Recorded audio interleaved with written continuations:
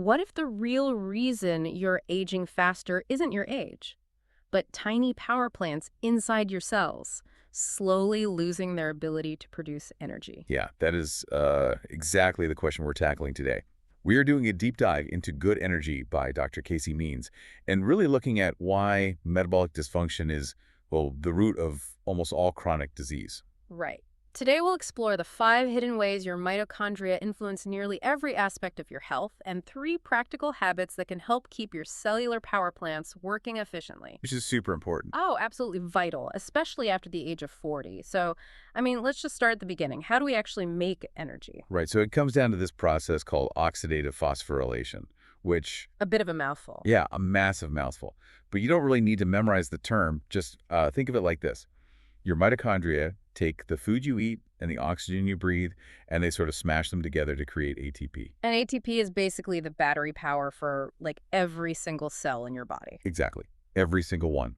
I really love the analogy Dr. Means uses in the book for this. She points out that our mitochondria are basically distant cousins to plant chloroplasts. Yeah, the sunlight connection. Right, because plants store sunlight as energy. So when we eat, our mitochondria are literally liberating that stored sunlight to power our bodies. It's almost poetic, honestly. It is. But what happens when the factory gets too much raw material? Right, the poetry kind of turns into a horror story. Yeah, it really does. Because right now, over 90% of adults are metabolically dysfunctional. Which is just a staggering number. It's huge.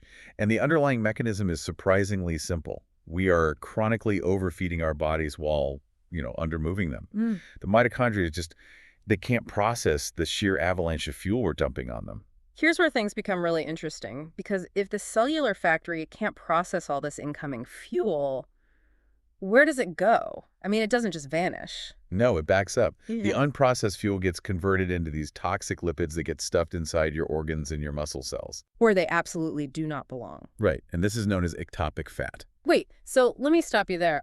I've always been told that insulin resistance is like a chemical signaling issue, like a broken antenna on the outside of the cell. But you're saying this ectopic fat actually physically blocks things. Yes, literally physically blocks it. Think of insulin as a key trying to open a lock to let glucose into the cell. That ectopic fat acts exactly like someone poured sand inside the lock. Oh, wow. So the key physically won't turn. Exactly. The door stays shut, glucose gets trapped in your bloodstream, and your ability to burn different types of fuel, which is your metabolic flexibility, is just totally destroyed. But that's only part of the story, right? Because the fuel can't get inside, which means the cell is technically starving. Yeah, it's starving and congested at the same time. So the body panics. Those struggling cells send out these massive chemical distress signals. And Dr. Means calls this the trifecta of bad energy, right? Got it. It's mitochondrial dysfunction, oxidative stress, and chronic inflammation, So your immune system is basically just stuck on high alert constantly. which lays the groundwork for almost every modern chronic disease. Okay, so our cells are panicked and inflamed. But the next discovery may surprise you. The body actually has a backup plan for all this excess energy, right? It does, yeah. It's this specific type of tissue called brown fat. Which is different from regular white fat. Very different. White fat just stores excess calories. But brown fat is densely packed with its own mitochondria. And instead of making ATP, they use a molecule called UCP1 to basically bypass normal energy production and just incinerate that excess fuel to generate heat. Exactly. It's essentially a built-in biological furnace. Okay, so we have this furnace, we just need to turn it on. What can you do starting today? Let's get into the 3 practical actions. Right. So action 1 is defensive. You have to eliminate the toxic 3. Refined sugars, industrial seed oils, and refined grains. Yeah. Those actively poison your mitochondria. Cut those, and you stop pouring sand into the locks. Makes sense. And action 2 is micro movements. I love this one because you don't need like an intense gym session. No, not at all. Just taking brief walks throughout the day activates specific transporters in your muscles called GLUT4. Right, they act like secret back doors that pull glucose straight out of your blood, entirely bypassing the need for insulin. Precisely. And third action 3, to activate that brown fat furnace we just talked about, you need temperature jolts. Like stepping out of our perfectly climate-controlled bubbles. Yeah, like finishing your morning shower with a blast of cold water. It forces those brown fat mitochondria to wake up and start burning fuel for heat. Okay, so to sum it up, we're liberating sunlight to power our cells But when we overload the system, that fuel turns into ectopic fat, jams our insulin locks, and starves our cells into chronic inflammation. But by cutting out toxic processed foods, moving consistently, and embracing a little cold water, we can get the engines running smoothly again.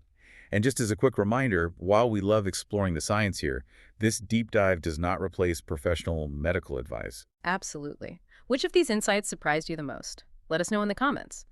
If you enjoy learning from the world's best health books, subscribe to Mosaic Health 40+ Sport. For sure. But before we wrap up, think about this. We talked about food and movement, but recent research suggests sleep deprivation might actually act as a secondary sand in the lock, literally changing the physical shape of your mitochondria after just a few nights of bad rest. Wow. Yeah. So tonight, are you giving your cellular power plants the downtime they need to repair, or are you running the factory until it breaks? This episode was inspired by Good Energy by Dr. Casey Means and enriched with insights from the author's interviews, podcasts, lectures, and public discussions included in our research sources. Because better health starts with better knowledge. Books, science, better health. See you in the next Mosaic Health 40+ episode.